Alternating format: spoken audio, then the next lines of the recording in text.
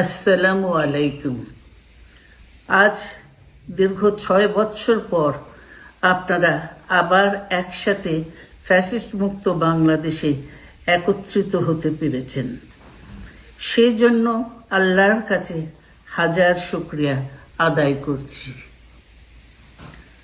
দীর্ঘ ফ্যাসিবাদী বিরোধী সংগ্রামে যারা শহীদ হয়েছেন এবং সম্প্রতি জুলাই আগস্টের ফ্যাসিবাদী শাসকদের নির্মম ভয়াবহ দমন নীতির কারণে গণহত্যায় যারা শহীদ হয়েছেন তাদের প্রতি আমি শ্রদ্ধা জানাচ্ছি। যারা আহত হয়েছেন তাদের প্রতি জানাচ্ছি আন্তরিক সমবেদনা। আমি চিকিৎসার কারণে যুক্তরাজ্যে অবস্থান করলেও আমি সব সময় আপনাদের পাশেই আছি।